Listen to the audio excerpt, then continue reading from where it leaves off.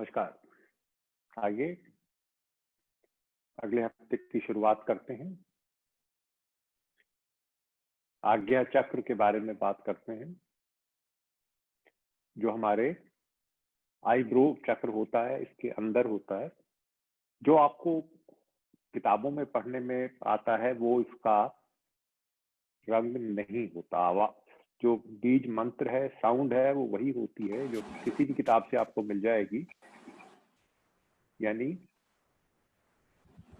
ओम की साउंड इसके साथ जुड़ी हुई है। इसके लिए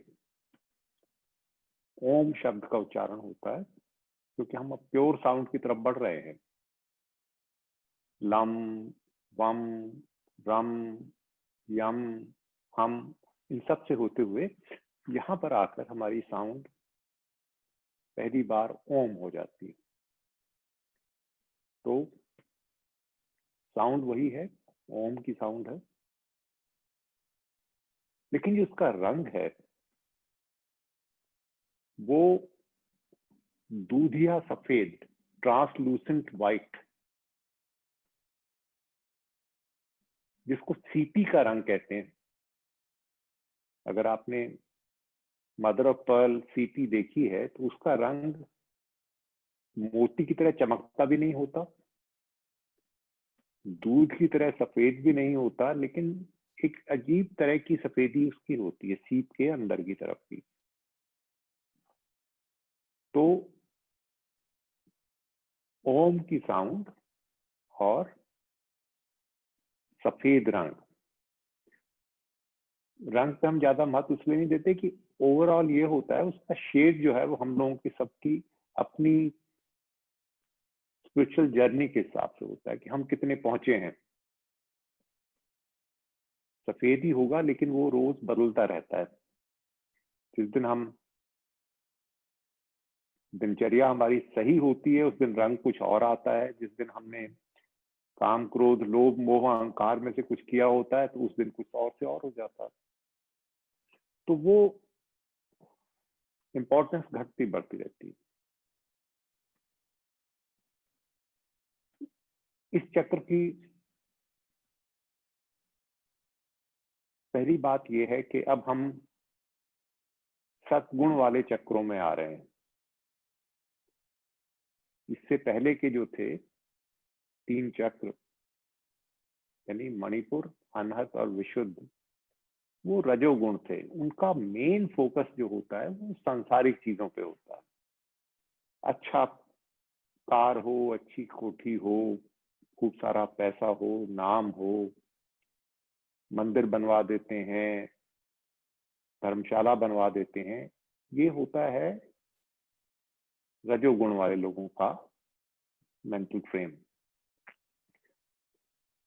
अब जो सद्गुण वाले होते हैं उनका होता है कि एक्चुअल जर्नी क्या करनी है, धर्म और आध्यात्म के अंतर उनको समझ आता है। वो अपने आप से वो धार्मिक काम करें ना करें, उनकी एक जो नेचुरल इंक्लिनेशन होती है वो आध्यात्मिक होती है। उस तरह के लोगों के साथ उठना बैठना, उसी तरह के व्यवहार करना, उसी तरह के मन में सवाल आना, और अपने आप से अंदर की टेंडेंसी वहीं लेके जाती है। पेट्रोल के हिसाब से देखें तो यकायक यहाँ पे घट के हमारे पेट्रोल सिर्फ 2 रह जाते हैं। आपके अब तक बढ़ते आ रहे थे, मूलाधार के 4, स्वादिष्ठान के 6, मणिपुर के 10, अनहत के 12 और विशुद्ध के 16 पंखुड़ियां थी आपके चक्र की। हमारे सफेद चक्र का जो है रंग जो है ट्रांसलूसेंट व्हाइट, और पत्तियां 2 रह जाती हैं। और ये 2 भी सिर्फ साउंड को रिप्रेजेंट नहीं करती, यहाँ पे सिर्फ 2 रह गए हैं, एक आप और आपका गुरु। बाकी सब किनारे हो जाता है। आप किसी और को ना उतना प्यार करते हैं, ना वो उसको आप उतने होते हैं, कोई भी नहीं रह जाता, क्योंकि यहाँ के बाद वननेस को आना है और हमको उसके लिए गुरु की जरूरत पड़ती है। इस चक्र से ऊपर जाने के लिए एक बन के चलना पड़ता है। बिल्कुल वैसे ही अगर आपको अपने कमीज में या पैंट में बटन टांगना है तो आपको उस धागे को कपड़े के एक सिरे से दूसरी तरफ लेके जाना है। धागे जितनी कमजोर चीज को कपड़े से पार ले जाने का एक ही तरीका है कि उसको सुई के साथ जोड़ दिया जाए। जब वो सुई में उसके छेद में से उसको आप निकाल लेते हैं तो बड़े आराम से वो पतला सा कमजोर सा धागा 100 बार कपड़े को पार करता है। लेकिन अकेले धागे को आप कपड़े से आर पार नहीं ले जा सकते। तो हमको यहाँ से उठने के लिए एक गुरु की जरूरत होती है। कितना भी आदमी पिछले जन्मों में कर्म करके आया हो, इस जन्म में आप आज्ञा चक्र पार नहीं कर सकते जब तक आपको गुरु मिल नहीं जाता और उसके साथ आप एक ही कार नहीं हो जाते, वननेस नहीं आ जाती। तो दो यहाँ पे वो पत्ते आ जाते हैं। इनफैक्ट अब यहाँ पे आके टाइम आ जाता है जब हम कुंडलनी के बारे में भी समझ सकें। आप जब चक्र बैलेंस कर रहे होते हैं तो आपका कुंडलनी का भी काम साथ साथ चल रहा होता है।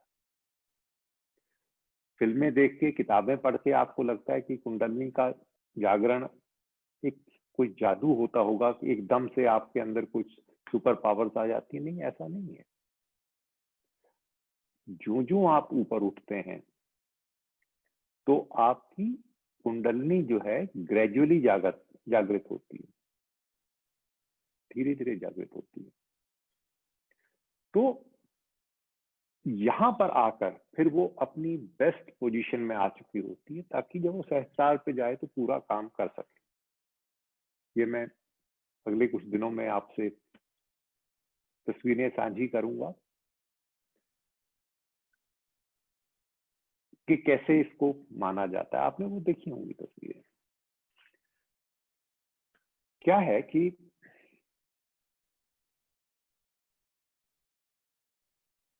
हम लोगों की सबकी ग्रोथ है अलग अलग तरह की होती है। उसको पिक्टोरियली रिप्रेजेंट करने के लिए, उसको तस्वीर में दिखाने के लिए क्या किया जाता है कि उन्होंने एक जो लोवेस्ट लेवल का है, जिसमें कोई ना उसका साइज पता लग रहा है ना उसका पावर पता लग रही है, उसको उन्होंने एक कॉइल्ड स्नेक बनाया और उस सांप को दिखाया जाता है मूलाधार पे। एक कॉइल्ड स्नेक बैठा है। कितना, जब वो डिब्बे में बंद होता है तो कितना हेल्पलेस सा लगता है। लेकिन ये कोबरा स्नेक है, आपको पता होगा, ऊपर छलांग मार के ये वर्चुअली आदमी के चेहरे तक काट लेते हैं। नीचे पड़ा होता है तो पता नहीं लगता है, लेकिन एक सेकंड को उठ के वो यहां तक जंप मार जाते हैं। तो उसी तरह से हमारी ग्रोथ को दर्शाने के लिए उन्होंने उसको सांप के तौर पे दिखाया है। जो असल है वो आपको अब समझना है। ये कुंडलनी का नाटक अब समझना है। आपने देखा होगा कि कहीं भी जब बिजली हमको गुजारनी होती है तो उसमें दो तारें होनी जरूरी होती हैं, पॉजिटिव और नेगेटिव। बिना दो तारों के करंट पास नहीं होता। पुराने जमाने में आराम था कि वो तारें अलग अलग होती थी, अलग अलग रंग की होती थी, लाल या हरी या लाल या काली, दो रंग की तारें, और बाजार में वो अलग से एक दूसरे में लिपटी हुई मिलती थी। अब जो जो साइंस एडवांस हो रही है तो उन्होंने उस दोनों तारों के ऊपर एक और इंसुलेशन चढ़ा दिए। लेकिन आज भी जो आपके पास बिजली की तारें हैं उसके अंदर तारें दो ही होती हैं। जब आप उसको प्लग में फिट करना होता है तो आपको उसको आगे से छील के वो दोनों तारें निकालनी होती है, एक पॉजिटिव में लगानी होती है, नेगेटिव में निकालनी होती है। जो हमारा शरीर होता है उसके अंदर भी ये दो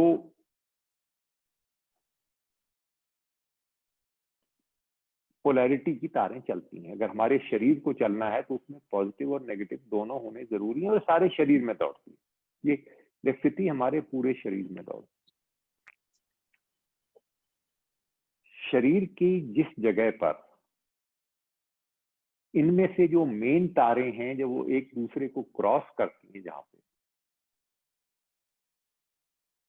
उसको चक्र कहते हैं।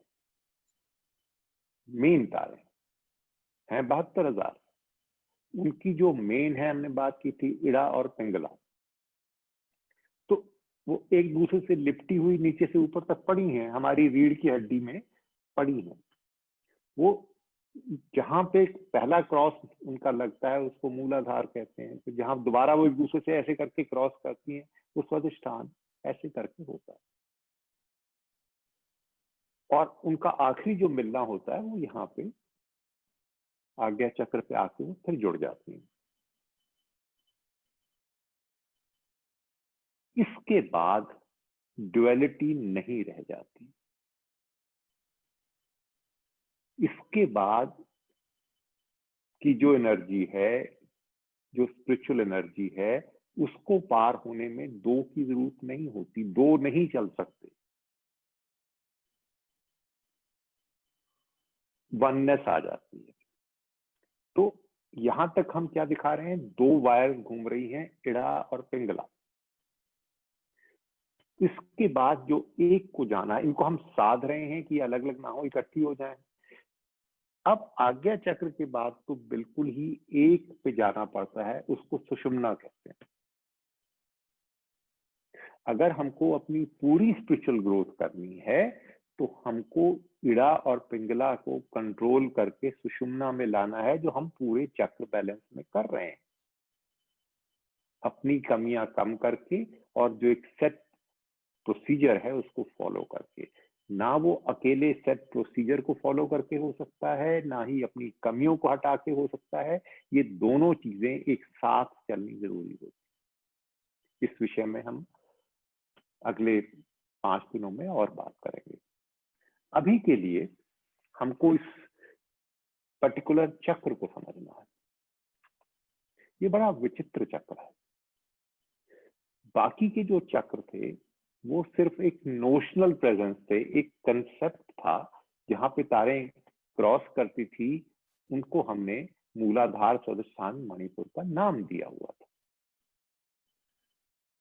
लेकिन वो एक फिजिकल एंटिटी नहीं है। कहने का मतलब ये कि अगर आप पोस्टमार्टम करें किसी मुर्दे का, तो आप दिखा नहीं सकते कि देखिए साहब ये आपका मूलाधार यहाँ होता था और ये आपका स्वादिष्ठान है। तो वो एक ऑर्गन नहीं है। मुर्दे में भी आप हार्ट तो निकाल देते हैं, लिवर दिखा सकते हैं कि इसको हार्ट कहते हैं, तो ये एक फिजिकल एंटिटी नहीं है। तो मैं कह रहा था कि हमारे एक्चुअल में ये ग्लैंड होता है। पीनियल ग्लैंड को आप किसी मुर्दे का ऑपरेशन करके उसको आप एक्चुअल देख सकते हैं। अजीब अंग है, छोटा सा, एक जैसे चने का दाना हो। ये फोटो सेंसिटिव है, यानी लाइट सेंसिटिव है। हमारे माथे पे, हमारे चेहरे पे जो लाइट पड़ती है उसको ये उसकी इंटेंसिटी को स्टडी कर सकता है। और वो तो फोटोमीटर आपने देखा होगा, जो अच्छे फोटोग्राफर है वो साथ रखते हैं, देखते हैं कि यहाँ लाइट कितनी पड़ रही है। फिल्मों में देखा होगा आपने, हाथ में पकड़ा होता है, यहाँ हीरो हीरोइन के एक एक तरफ लाइट लगा के देखते हैं कि जैसी पड़नी चाहिए वैसी पड़ रही है कि नहीं। तो वो फोटो सेंसिटिव होता है कि पूरी लाइट आनी चाहिए। ये अंदर होते हुए भी फोटो सेंसिटिव होता है कि आपको कितनी लाइट पड़ रही है। ये क्यों इसमें साधन है? क्योंकि जब लाइट पड़नी कम हो जाती है, एक खास हद से कम हो जाती है, तो अंदर होते हुए भी इसको पता लग जाता है कि अब शायद रात हो गई। जब इसको ये अंदाजा हो गया कि अब रात हो गई है, तो ये एक केमिकल बनाना शुरू कर देता है, इसको डोपामाइन कहते हैं। जब डोपामाइन बनता है तो फिर आपको उसके हिसाब से नींद आनी शुरू हो जाती है।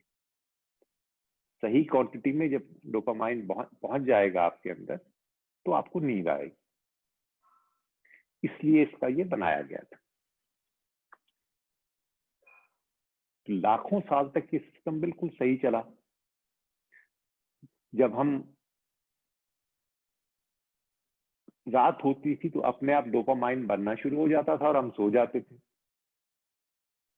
और जैसे ही दिन निकलता था हमारे चेहरे पे लाइट पड़ती थी और डोपामाइन बनना बंद हो जाता था, तो अपने आप हमारी आंख खुल जाती थी। बड़े बूढ़ों को आपने देखा होगा, अगर आपके बाप दादा आपके समय में थे तो आपने देखा होगा ना उनको अलार्म की जरूरत होती थी ना कुछ थी। 4 बजे वो उठ के बैठ जाते हैं, 8 बजे पड़ा पता कि बाबा सो गए। तो वो क्यों हो रहा था कि उनका पाइनियल ग्लैंड या पीनियल ग्लैंड उसको बना रहा होता था। हमने बिजली का इन्वेंशन कर लिया। जब से हमने बिजली का इन्वेंशन किया है तो अब तो रात को 11 बजे तक इस पे लाइट पड़ती है, और अगर जो यंग बच्चे हैं वो तो 2-2 बजे तक इस पे लाइट पार्टी चलती है। कितनी तेज लाइट पड़ती है तो आपने देखा है। इसी वजह से स्लीप एपनिया, नींद की खराबी इतनी ज्यादा कॉमन हो गई है कि आप जिसको देखो वो कहता है कि नींद पूरी नहीं होती या ठीक नहीं होती। तो ये रोल ये प्ले करता है, पीनियल ग्लैंड हमारा ये रोल प्ले करता है। लेकिन हमारे मतलब की जो बात है वो उससे कहीं आगे की है। ये डोरमेंट है, लेकिन आपका ये जो अंग है इसमें वो सब चीजें हैं जो कि हमारी एक्चुअल आंखों में होती हैं। जो आप थोड़ा मेडिकल के बारे में जानते हैं उनको पता है, आंखों में रॉड्स एंड कोन्स होती हैं जिनकी मदद से हम देखते हैं। इस डोरमेंट वाले के अंदर भी रॉड्स एंड कॉन्स होती हैं हमारी आंखों की तरह से। हमारी जो आंखें होती हैं ब्रेन के एक हिस्से विजुअल कॉर्टेक्स के साथ उसमें नर्व से जुड़ी होती हैं। हमारी आंखों में जो इमेज पड़ता है वो विजुअल कॉर्टेक्स के जरिए हमारी ब्रेन तक जाता है। आंखों में उल्टा इमेज बनता है, वहां जाके सीधा होता है और हम चीज को देख पाते हैं। इसी तरह से आपका जो पीनियल ग्लैंड है ये भी आपके विजुअल कॉर्टेक्स जो ब्रेन में है उससे जुड़ा हुआ है। यानी ये आपकी बाकी की 2 आंखों की तरह सब कुछ देख सकता है अगर हम इसको एक्टिवेट कर सकते। इसीलिए इसको तीसरी आंख या थर्ड आई भी कहते हैं। ये एक्चुअल एग्जिस्ट करता है हमारे अंदर। अगर ये हमारे आंखें हम खोल पाए तो हमको एक चीज मिल जाती है जिसको सिक्स्थ सेंस कहते हैं। आपको कुछ कैलकुलेट नहीं करना, आपको ज्योतिष नहीं करना है, लेकिन आपको अंदाजा हो जाता है कि कल को क्या होने वाला है और बीते कल क्या हुआ था। आपको ये भी अंदाजा हो जाता है कि मेरे कमरे में क्या चल रहा है और अमेरिका में इस वक्त क्या चल रहा है। क्योंकि हम जगा नहीं पाते तो हमको ये जादू लगता है, लेकिन ये हमारे अंदर अगर हम इसको कर पाए तो उससे हमको एवोल्यूशन की और डिस्ट्रक्शन की दोनों की पावर मिल जाती है। आपने शिव के तृतीय नेत्र खोलने की बात सुना होगा कि उन्होंने तीसरा नेत्र जब वो खोलते हैं तो दुनिया समाप्त हो जाती है। बहुत कम लोग ये जानते हैं कि शिव का जो तांडव होता है वो 2 तरह का होता है। शिव एक तरफ तांडव करते हैं भैरव बन के, जब वो दुनिया को समाप्त करते हैं अपनी तीसरी आंख से भस्म करते हैं। लेकिन कम लोग जानते हैं कि एक सौम्य तांडव होता है, जब वो वाला नाच शिव करते हैं तो सृष्टि पैदा होती है। इसीलिए ये माना जाता है कि जब कुछ भी नहीं रहता, सब कुछ समाप्त हो जाता है, तब शिव ही शिव रहते हैं। इसीलिए उनको सदाशिव कहा जाता है। ये नाम आपने सुना होगा, कुछ लोग अपना नाम भी रखते हैं सदाशिव। एक छोटे मोटे फिल्मों में एक्टर भी होते थे, सदाशिव उमरा परकर या ऐसा कुछ नाम था, विलेन होते थे। तो सदाशिव का मतलब जब कुछ भी नहीं रहता तो वो बच जाते हैं। इतनी शक्ति तो भगवान ही पा सकते हैं कि वो सृष्टि को बना भी सकें और मिटा सकें। लेकिन आम आदमी को अगर वो यहाँ पे अपनी कमियों को हटाता हुआ यहाँ तक पहुंच जाए और इसको जागृत कर ले तो इतनी ताकत जरूर आ जाती है कि भूत भविष्य वर्तमान को देख पाना और जो चीज आंखों को नजर नहीं आनी उसको देख पाना उनको प्राप्त हो जाता है। इसीलिए जो ऋषि मुनि हैं उनको इंग्लिश में सीयर कहते हैं, SEER, जो देख सकता है।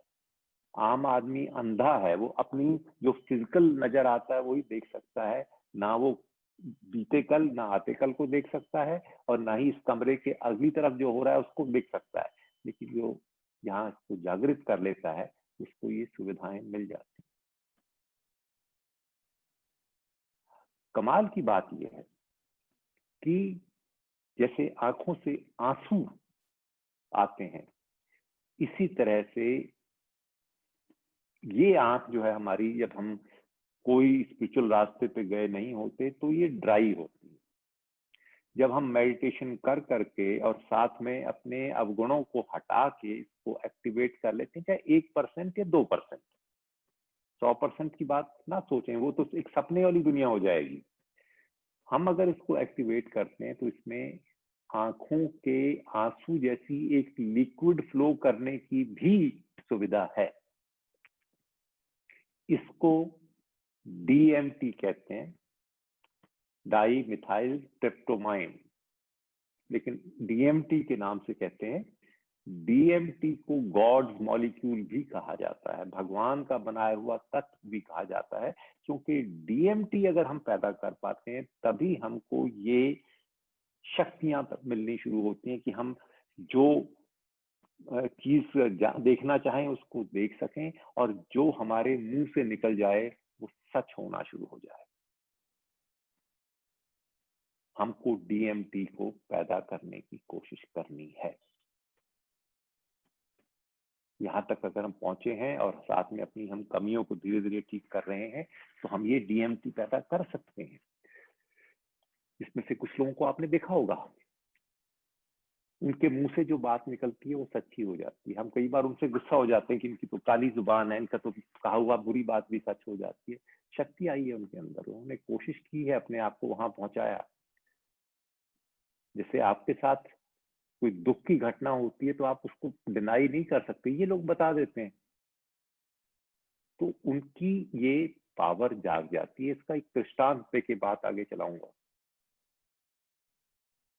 महाभारत की कहानी आती है कि जब युद्ध को काफी दिन हो गए थे चलते हुए और कौरव हार रहे थे, तो दुर्योधन ने भीष्म पितामह से बहस कर ली कि आप हैं हमारे साथ, लेकिन आपकी जो सहानुभूति है वो पांडवों के साथ है, आप मन से नहीं लड़ रहे हैं, क्योंकि पांडव इनके भाइयों को लगातार मार रहे थे। तो भीष्म को इन्होंने क्रोध दिलाया कि आप सच्चे मन से नहीं लड़ रहे हैं, आप कहते हैं कि आप हमारे साथ खड़े हैं लेकिन आप दोगले हैं। तो इस बात को सुन के भीष्म पितामह को गुस्सा आ गया। उन्होंने कह दिया कि अच्छा, अब तुमको ये शक है तो अब मैं वादा करता हूं कि कल पांचों में से एक पांडव मरेगा। ये उन्होंने घोषणा कर दी, एक जाएगा। अब क्योंकि इनका आज्ञा चक्र काम करता था, इनके अंदर DMT बनता था, तो इनकी कही को भगवान भी नहीं डाल सकता। जो भीष्म ने कह दिया है उसको रोकने की ताकत कृष्ण के पास भी नहीं है। तो घबरा गए वो, कृष्ण बुरी तरह से घबरा गए, और बाकी जो उनका खेमा था, जो उनके सोल्जर्स थे, उसमें तो तहलका ही मच गया, क्योंकि सबको पता था कि भीष्म में शक्ति है, वो चाहे तो इन पांचों को मार सकते हैं।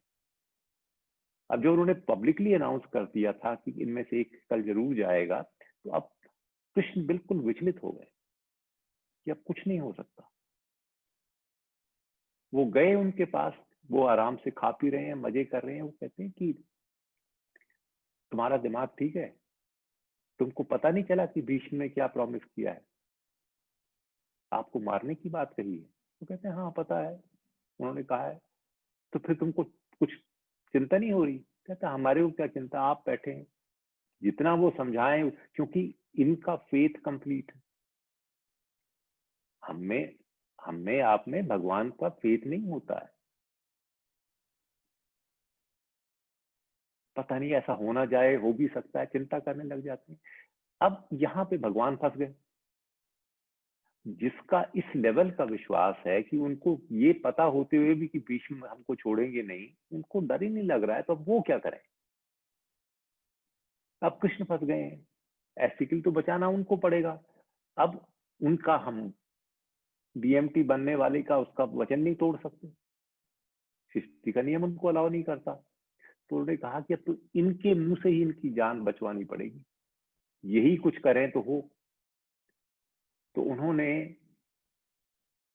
द्रौपदी को कहा, कहता है अगर एक काम कर, चालाकी से अगर तू उनसे एक बार ये आशीर्वाद ले ले कि सौभाग्यवती रहो, तो तुम्हारा स्वाग बच जाएगा।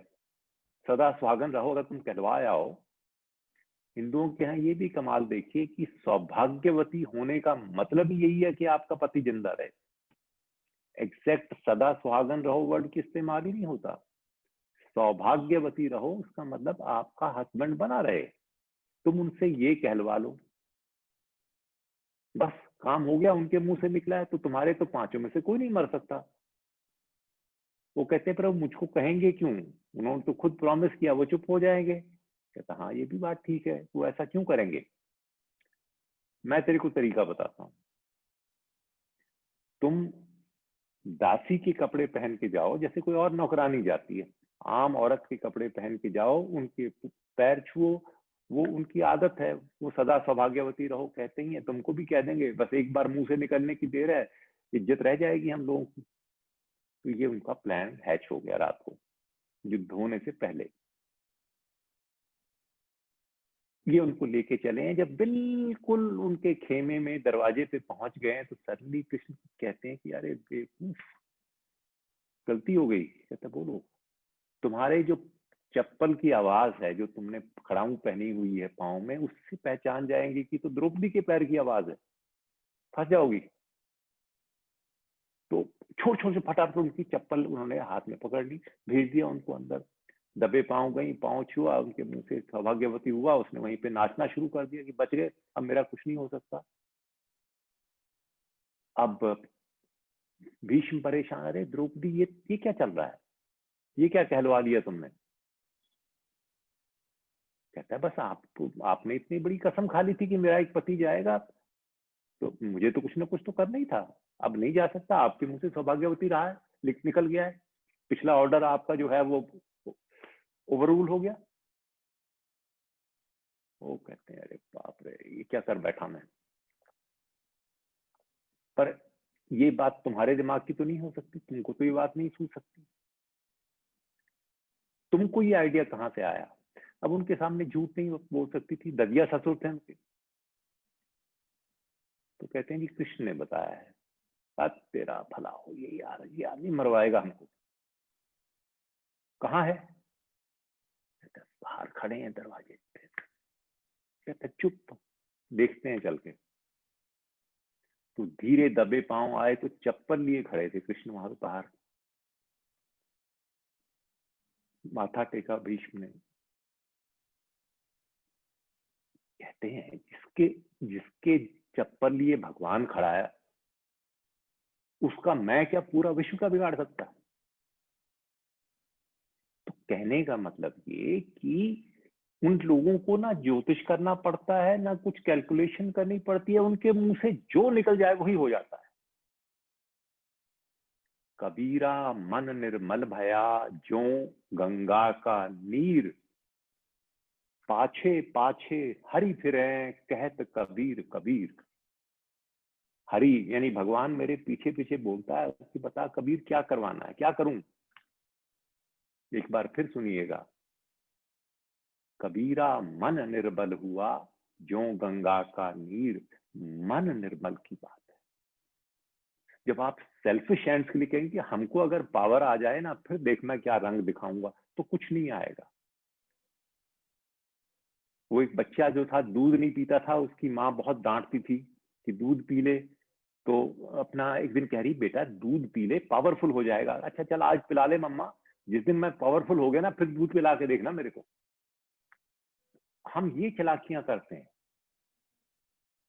भगवान एक बार पावर दे के देख, तो पावर खत्म हो जाती है। और ये भी पुराणों में कहानी आपको याद करा दूं, रावण जब तपस्या कर रहा था तो उसको दिमाग घूम गया उसका। शिव की तपस्या करके कहता है कि बोलो क्या वरदान मांगते हो। कहता है आपकी बीवी मुझे रखनी है। शिव से उसने पार्वती मांग ली थी, वो तो पार्वती ने इंटरवीन किया, खत्म करो इसको। एक उंगली का भार डाल के दबा दिया नीचे, अपनी जान बचाते हुए घूमा था। हम जब सेल्फिश ढंग से मान के गए तो कुछ नहीं हो पाता। मन निर्मल करना, तब से नीचे से लगे पड़े हैं, मन को साफ करना, तो सब कुछ हो जाता है। अब आइए इसकी हमको जो क्रिया करनी है वो कैसे होती है। मूलाधार में अश्विनी मुद्रा थी, स्वादिष्ठान में सहजोली वज्रोली की, मणिपुर में आते आते हमने नाभि को अंदर बाहर किया, हृदय वाले के ऊपर आकर हाथ ऊपर रख के किया, गले में पहुंच के हमने उज्जयी प्राणायाम किया। ये जो आपका यहाँ चक्र पहुंचता है, इसकी क्रिया जो आप लोग मेरे साथ मेडिटेशन कोर्स कर चुके हैं उसमें ऑटोमेटिकली कराई जाती है, बाकियों को अब करनी है। हर मेडिटेशन करने वाले को मैं कराते ही, क्योंकि मैं ये मान के चलता हूं कि चाहे कोई पहला कोर्स ही कर रहा है, मेरे को उसको फाउंडेशन इतनी बना के देनी है कि कल अगर वो फैसला करे कि साहब मुझे तो पूरे के पूरे 112 कोर्स करने हैं, तो उसको दोबारा नींव खोदने की जरूरत ना पड़े। आपको पता होना चाहिए कि हिंदुओं में मेडिटेशन के 112 लेवल होते हैं, आप 112 तक जा सकते हैं, पर किसके पास फुर्सत है आजकल? कोई एक कर ले तो बहुत बड़ी बात है। करना क्या है? शांत बैठेंगे, यहां पे ध्यान करेंगे, सांस भरते वक्त ऐसे अनुभव करना जैसे आप अपनी अटेंशन को अंदर 2.5 इंच अंदर लेके जा रहे हैं, और जब आप सांस भर रहे हैं और अंदर अपनी अटेंशन को लेके जा रहे हैं यहां से, तो मन मन में गुरु वर्ड का उच्चारण करना, मन मन में गुरु बोलना। और जब सांस बाहर छोड़ें तो अंदर से बाहर की तरफ आए, उस वक्त हमको ओम का उच्चारण करना है। गुरु ओम, गुरु ओम, गुरु ओम। एक बार अंदर बाहर आने का एक राउंड हो गया, ऐसे हमको 21 राउंड करने हैं। इनको 21 आरती कहते हैं। 21 बार ही हमको निभाना है। तो उसके बाद शांत बैठ जाना है। वो शांत बैठना बेहद जरूरी है, और उस वक्त भी ध्यान आपका रहे अपने पीनियल ग्लैंड के ऊपर। अपने आप थोड़ी देर में व्हाइट लाइट भी नजर आनी शुरू हो जाएगी और वो घूमनी भी शुरू हो जाएगी। वो एक नेचुरल प्रोसेस है। तो ये हमारा तरीका हुआ। यहाँ पे फोकस, जब आप अंदर को जाएं तो ऐसा महसूस करें कि ये चीज खिंच गई है, खिंचाव से अंदर को जा रही है, और जब आप छोड़ें तो ऐसा महसूस करें कि जैसे ये बाहर निकल के आ रही है। जो हमारा पहले वाले चक्र में अश्विनी मुद्रा में होता था, उस तरह की फीलिंग आपको यहाँ आनी चाहिए, जैसे इस चीज को हम अंदर खींच रहे हैं, बाहर कर रहे हैं, अंदर खींच रहे हैं, बाहर कर रहे हैं। गुरु ओम, गुरु ओम। कितना गहरा जाना है ये आपको चिंता नहीं करनी।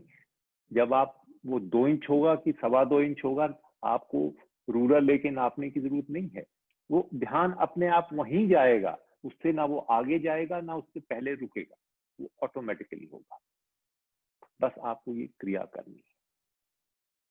तो हमारी बाकी 2 जो कितनू रहेंगी, जो हमारी उसमें अंगूठे गीले करके हम लोग योनि मुद्रा में जाते हैं, जो कितू वही रहेगी। जो हम लेट के मर्म अनुसंधान करते हैं, जो क्या तू रहेगा। सिर्फ ये वाला चेंज हो जाएगा, और हम अपने बाकी के काम, जो मेडिटेशन है वो तो हम धीरे धीरे बाद में करेंगे ही। लेकिन आज की प्रैक्टिस यही रहेगी। आज ना हम योगाभ्यास करने जा रहे हैं, ना वो करने जा रहे हैं। सिर्फ एक योगाभ्यास जो मुझे कैमरे के पास ही रह के करना जरूरी है, वो मैं आपको भी करा देता हूँ। समझाने के लिए जो मैं करूंगा वो आंखें खोल के करने वाला हूँ, लेकिन जो आसन आपने अपने आज्ञा चक्र को एक्टिवेट करने के लिए करना है, उसमें यही क्रिया आपको अपनी आंखों को बंद करके करनी है। ये बात क्लियरली समझिएगा कि ये आपको, मैं जो दिखा रहा हूं आपको समझाने के लिए आंख खोल के कर रहा हूं। आप इसको जब करेंगे तो बंद करके करेंगे। करना क्या है, हम शांत बैठ गए, अभी आंखें खुली हैं, गर्दन को मूव नहीं होने देना। इमेजिन कीजिए कि यहाँ एक बहुत बड़ा डंडा है, आप पास बैठ गए और अपनी सिर्फ पलकों को ऐसे ऊपर उठाया जैसे आप डंडे के ऊपरी सिरे को देखने की कोशिश कर रहे हैं। आपकी आंखें फट गई। फिर आप धीरे धीरे ध्यान को नीचे लेकर आए, जैसे अपनी नाभि को देखने की कोशिश कर रहे हैं।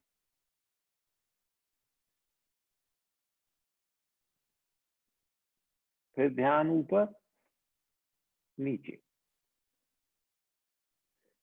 असल में ये आंख बंद करके होगा। आप देखिए, वो क्योंकि आपको नजर नहीं आएगा, मेरी आंखें बंद हैं लेकिन मेरी पुतलियां जो हैं वो ऐसे ऐसे मूव कर रही हैं।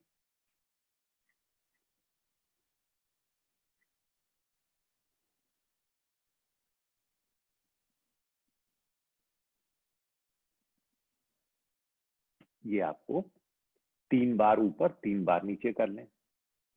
उसके बाद इमेजिन कीजिए कि एक डंडा ऐसे पड़ा हुआ है, हॉरिजॉन्टल पड़ा हुआ है, नेक को मूव नहीं होने देना। उसके इस सिरे को देखिए और उस सिरे को देखिए। पहले खोल के करते हैं।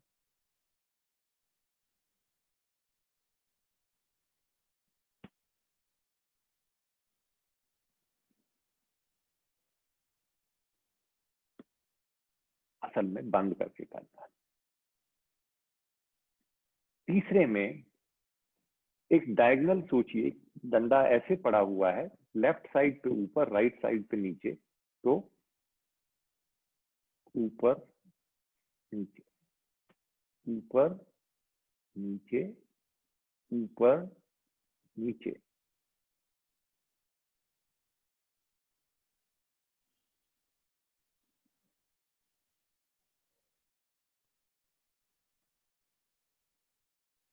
अब ध्यान दीजिए कि इसकी जो क्रॉस हो रहा है वो आपकी इस पॉइंट से हो रहा है। जब आप ये लाइन ड्रॉ कर रहे हो, इस पॉइंट से तो गुजर के जा रहे हैं आप। चाहे आप ये वाली लाइन ड्रॉ कर रहे हैं या ये वाली लाइन ड्रॉ कर रहे हैं, सेंटर पॉइंट यही है। दूसरा डायगोनल हो जाएगा, ये साइड ऊपर, ये साइड नीचे। मैं जरा जल्दी कर रहा हूं, आप आराम से करिएगा।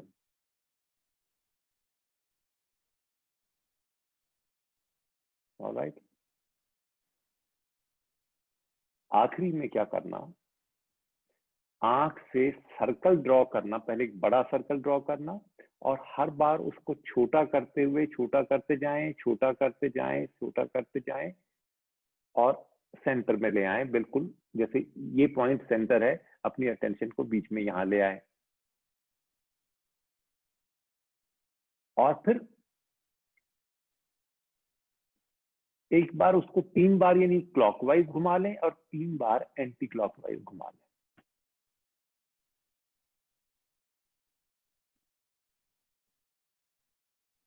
हर बार सर्कल छोटे होते जाएं। पहले ऐसा क्लॉकवाइज करें और फिर एंटी क्लॉकवाइज कर लें। Very good. उसके बाद शांत बैठ जाएं। आइए अब अपने अपने कैमरे ऑफ करें और मेडिटेशन की तैयारी शुरू करें।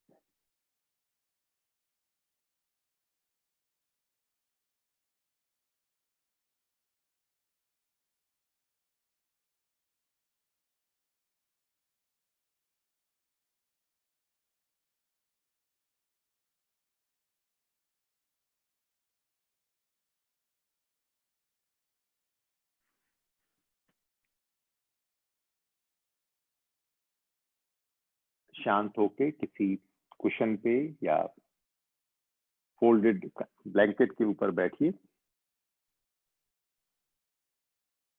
सुखासन में, पद्मासन में या सामने पैर फैलाकर। कमर सीधी, गर्दन सीधी,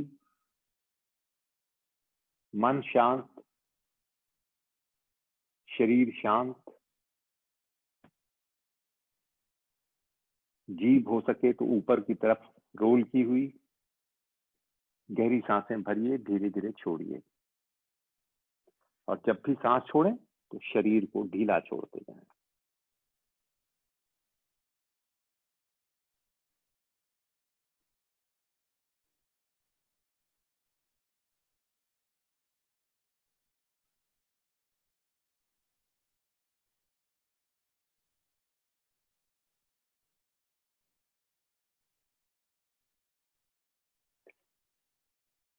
अपने इस पूरे जीवन के साथी को ध्यान से देखें। शरीर के जो अंग किसी चीज को स्पर्श कर रहे हैं वहां पर कैसा शक्ति प्रवाह, और जहां पर स्पर्श नहीं है वहां कैसा। सर में जहां बाल हैं वहां पे क्या, और बाकी शरीर में क्या। और अगर कपड़े पहन के कर रहे हैं तो ढके अंगों में और बाकी के अंगों में क्या अंतर है, उसको अनुभव करें। मन में परमपिता परमेश्वर का स्वरूप लाएं, सहायता की प्रार्थना करें। एक एक करके माता पिता और पूर्वजों के स्वरूप लेकर आए, सहायता की प्रार्थना करें। गुरु का स्वरूप आंखों में लाएं, सहायता की प्रार्थना। गुरु का स्वरूप दोबारा आंखों में लाएं और प्रार्थना करें कि अंग संग सहाय रहे। गहरी सांसों पे लौटें, जब भी सांस भरें पेट फुलाएं, सांस छोड़ें तो पेट को सिकोड़ लें।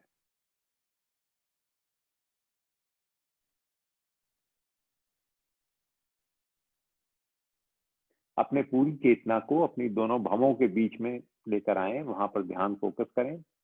हो सके तो जीभ को ऊपर लगा लें। सांस भरते वक्त गुरु शब्द का मन मन में उच्चारण करते वक्त अंदर की तरफ जाएं, और फिर सांस छोड़ते वक्त मन मन में ओम शब्द का उच्चारण करते हुए दोबारा फिर आईब्रोज के बीच में आए। इस पॉइंट को भ्रू मध्य कहते हैं। तो सांस भरते वक्त भ्रू मध्य से अंदर जाना, सांस छोड़ते वक्त दोबारा भ्रू मध्य पर आना। इस तरह की 21 रोटेशन करें और उसके बाद बिल्कुल शांत होकर बैठ जाएं।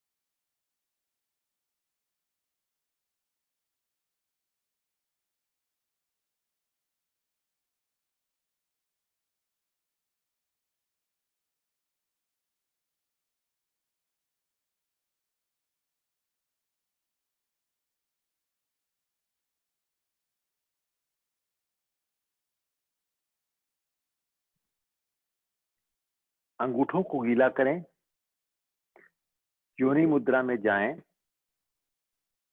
और 21 बार अनुलोम विलोम करें।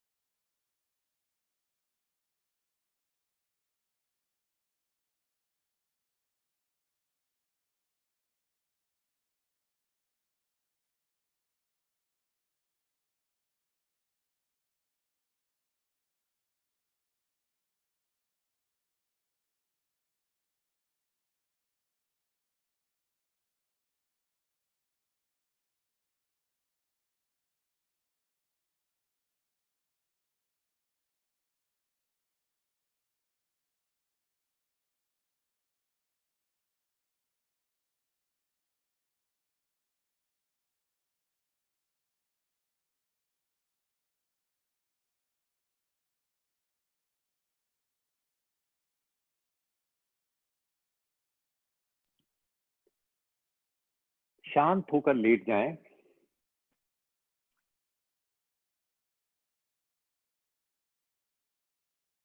गुरु के अंग संग होने की प्रार्थना करें।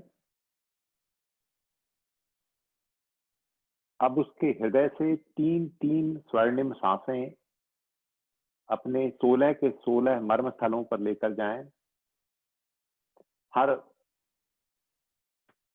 श्वास के साथ प्रकाश, शांति और स्वास्थ्य अंदर जाए और जब सांस छोड़ें तो वहां से आपके अंदर का सारा अंधकार, रोग, तनाव और दर्द काला धुआं बन के बाहर निकले। उसके बाद समय हो तो जितनी हो सके उतनी सांसें पूरे के पूरे शरीर तक पहुंचाएं। 21 बार, मतलब 16 के 16 स्थलों पे करने के बाद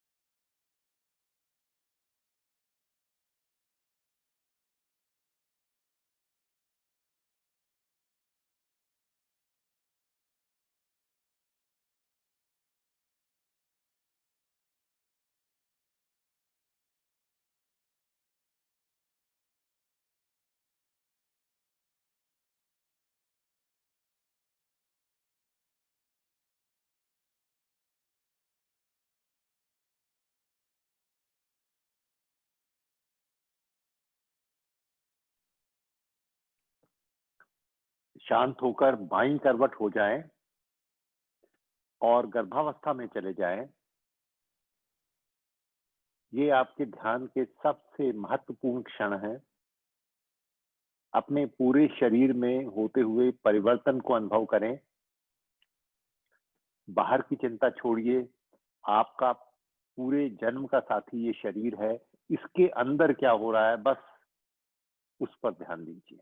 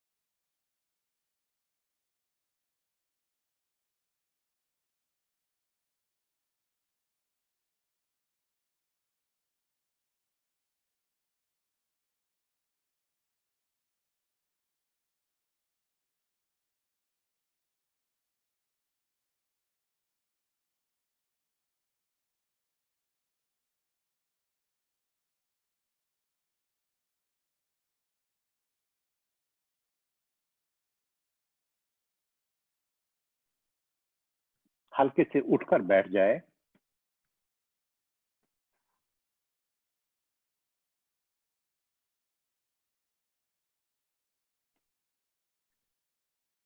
शरीर में जो भी नया है उसको अनुभव करें।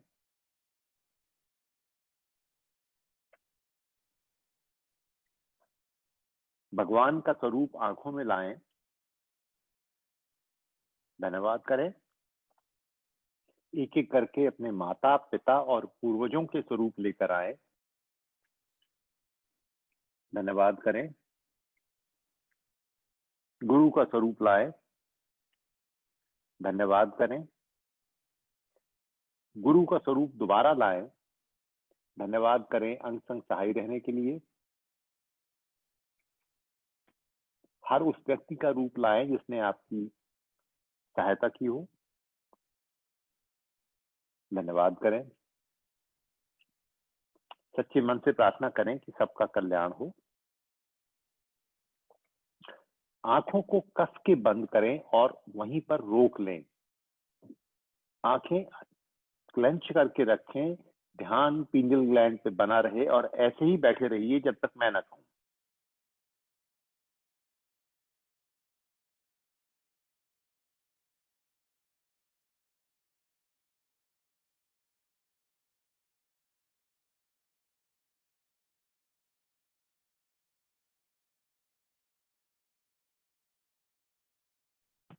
ढीली छोड़ दें।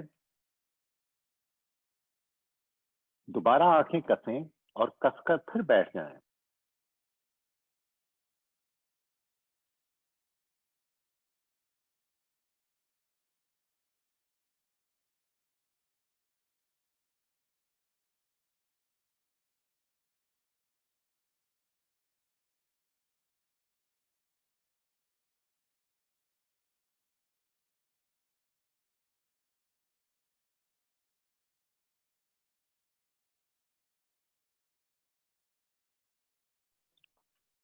ढीली छोड़ दें। आखिरी बार फिर आंखें कस के बंद करें।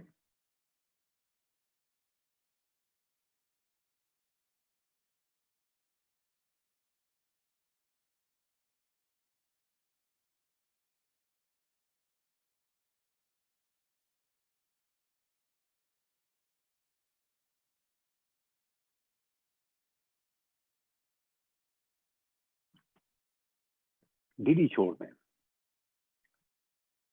हथेलियों को रगड़ के गर्म करें। आंखों पे लगाएं।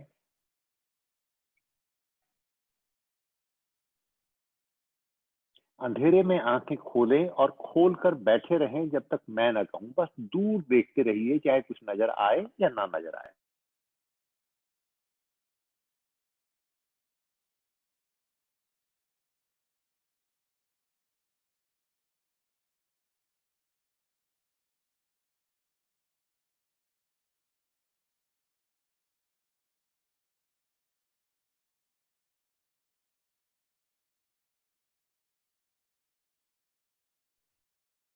आंखें बंद कर लें। हाथों को धीरे धीरे पूरे शरीर पर सहलाएं। दोबारा फिर हथेलियां गर्म करें।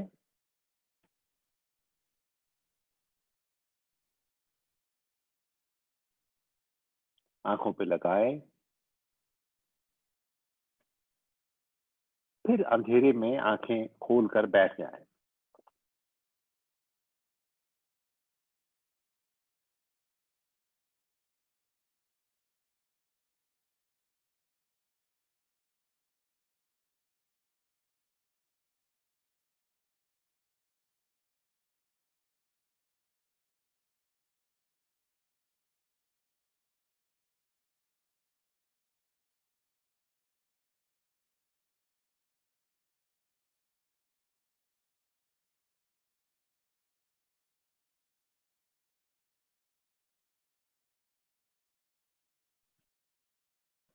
आंखें बंद करें। हाथों को सहलाएं। आखिरी बार फिर हथेलियां गर्म करें।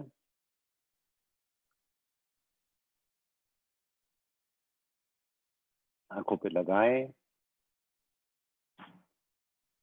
अंधेरे में आंखें खोलें और खोलकर बस देखते रहें।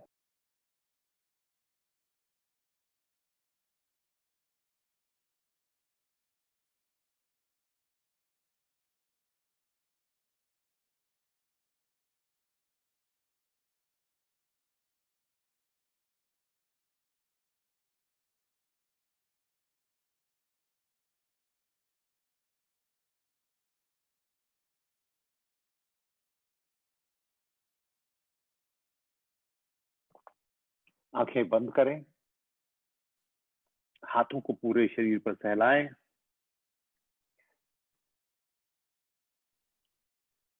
गोद में रख लें। धीरे धीरे आंखें खोलें। भगवान आपके दिन का और सप्ताह का अच्छा आरंभ करें। कल हम इसी समय फिर मिलते हैं। नमस्कार।